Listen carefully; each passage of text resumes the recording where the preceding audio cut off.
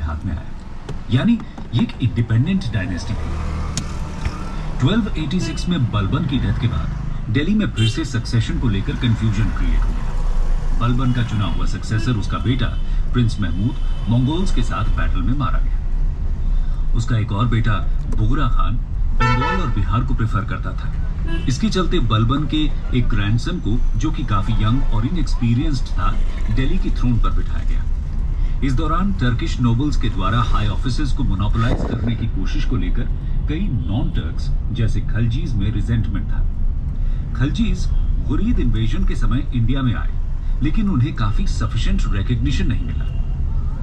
उनको आर्मी में एम्प्लॉयमेंट मिला और नॉर्थ वेस्ट में मंगोल इन्वेजन्स के चैलेंजेस देख रहे हो गाइस, सामने डिस्ट्रैक्शन है कुछ इंडियन मुस्लिम और पढ़ाई दोनों साथ साथ में शामिल हो गए।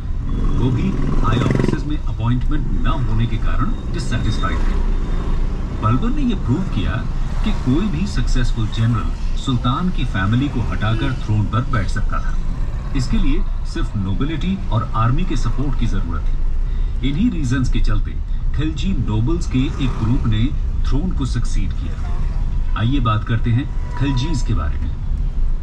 The Khaljis reign from 1290 to 1320। दोस्तों, खलजीज ने 1290 से 1320 तक दिल्ली सल्तनत को रूल किया।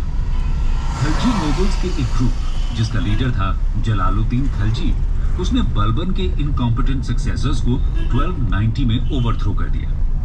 जलालुद्दीन खलजी इसके पहले नॉर्थ वेस्ट में वार्डन था और उसने मंगोल्स के खिलाफ कई सक्सेसफुल कैंपेन्स किए।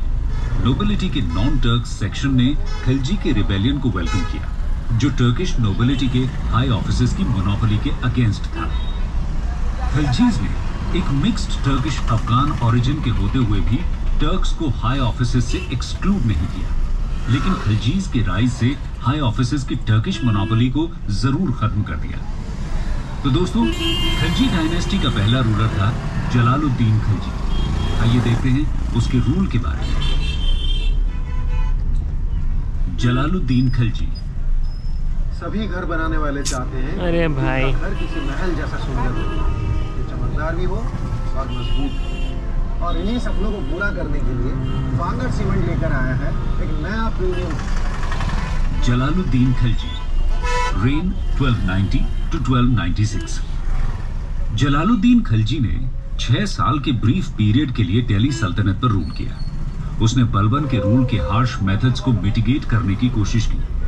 जलालुद्दीन दिल्ली सल्तनत का पहला ऐसा रूलर था जिसने ये व्यू रखा कि आवाम के विलिंग सपोर्ट पर ही स्टेट का रूल एस्टैब्लिश होना चाहिए। और क्योंकि इंडिया की मेजॉरिटी पॉपुलेशन हिंदू है, इसलिए इंडिया को एक ट्रू इस्लामिक स्टेट नहीं बनाया जा सकता। जलालुद्दीन ने पॉलिसी ऑफ टॉलरेंस और हार्श पनिशमेंट्स को अवॉइड करके नोबिलिटी की गुडविल गेन करने की कोशिश की। उसके सपोर्टर्स ने उसकी इस पॉलिसी को एक वीक पॉलिसी माना, जो कि उस समय के हिसाब से सूटेड नहीं थी। 1292 AD में जलालुद्दीन ने मंगोल्स को डिफीट किया, जो सुनाम तक पहुंच चुके थे। इन्हीं रीजंस के